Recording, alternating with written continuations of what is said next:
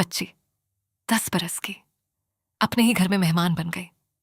नुसरत ने ये अल्फाज 20 साल बाद पहली बार ऊंची आवाज में दोहराए, लेकिन अपने लिए नहीं, रुखसाना के लिए। रुखसाना उसके शौहर इमरान के भाई की बेटी सिर्फ 11 बरस की थी। और आज इस घर के बड़ों ने फैसला सुनाया, रुखसाना कुछ अरसे के लिए एक बेहतर घराने में भेजी जाएगी, सीखने, संभलने और काम आने के लिए।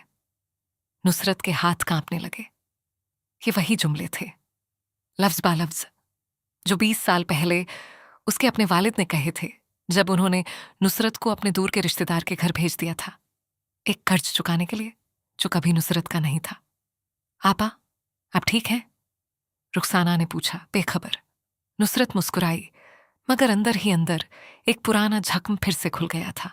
रात को जब घर खामोश हुआ, नुसरत ने इमरान से बात की। ये वैसा ही मामला है जैसा मेरे साथ हुआ था। इमरान ने आहिस्ता से कहा, नुसरत, ये अलग बात है। फरहान भाई मजबूर हैं, घर के हालात खराब हैं, और वो रुखसाना से मोहब्बत करते हैं, तुम जानती हो। फरहान इमरान का छोटा भाई, रुखसाना का बाप, वही शख्स था जिसने 20 साल पहले नुसरत को, जब वो खुद एक नई दुल्हन बनकर इस घर में आई थी, सबसे पहले खुश आमदीद कहा था, जिसने उसे कभी पराया नहीं समझा।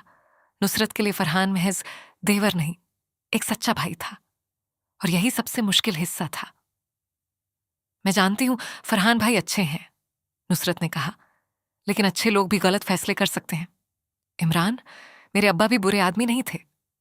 इमरान खामोश हो गया।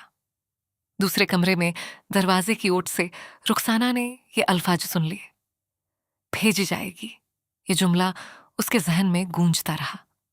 वो नहीं समझी पूरी बात, मगर इतना समझ गई कि कोई फैसला उसकी जिंदगी के बारे में हो रहा है जिसमें उसकी राय शामिल नहीं। वो चुपके से अपने कमरे में वापस चली गई और तकिए में मुंह छुपाकर रोने लगी, न खौफ से, बल्कि इस एहसास से कि वो इस घर में एक बोझ बन चुकी है।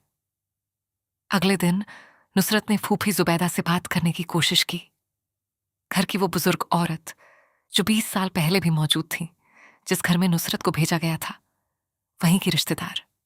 जुबैदा ने सब देखा था, सब जानती थी। फूफी, आपको याद है मेरे साथ क्या हुआ था? जुबैदा की आंखें एक लम्हे के लिए झुक गईं। नुसरत बेटी, पुरानी बातें क्यों छेड़ती हो? अल्लाह ने तुम्हें अच्छा घर दिया, अच्छा शौहर दिया, सब ठीक हो गया ना आखिरकार? सब ठीक नहीं हुआ फूफी, मैंने सिर्फ उसे छुपा लिया। जुबैदा कुछ देर खामोश रही, फिर आहिस्ता से बोली, तुम सोचती हो मैंने कुछ नहीं देखा? मैंने सब देखा था नुसरत, उस रात भी जब तुम रोती थी और किसी ने नहीं पूछा क्यों। उनकी आवाज में पहली बार नदामत झलकी। मगर मैं उस वक्त खुद कमजोर थी, किसी के घर में मेहमान की तरह रहती थी, आवाज उठाने की हिम्मत नहीं थी। नुसरत ने हैरानी से देखा। ये पहली बार था जब जुबैदा ने अपनी खामोशी का एतराफ किया था। अब आप में हिम्मत है फूफी, अब ये आपका घर है। जुबैदा ने कोई वादा न किया, मगर नुसरत ने उनकी आंखों में कुछ हिलता हुआ महसूस किया।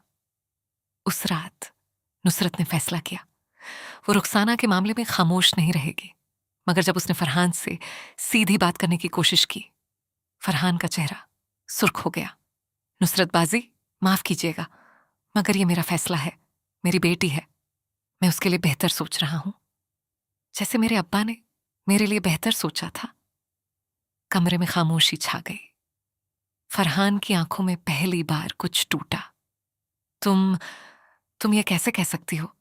मैं तुम्हें बेटी की तरह मानता हूं, तो फिर रुखसाना को भी बेटी की तरह रखें, उसे कहीं मत भेजें।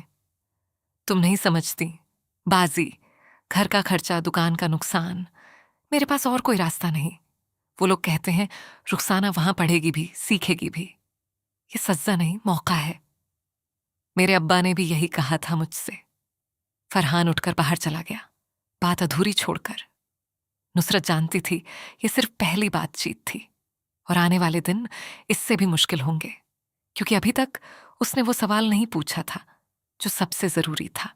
क्या रुखसाना को भेजा जाने वाला बेहतर घराना वाकई वही खानदान था जहां 20 साल पहले नुसरत को भेजा गया था? अगली सुबह इमरान ने एक पुरानी तस्वीर नुसरत के सामने रखी। एक खानदानी तकरीब की, बहुत पुरानी। ये देखो। नुसरत ने तस्वीर पकड़ी और उसके हाथ एक बार फिर कांपने लगे।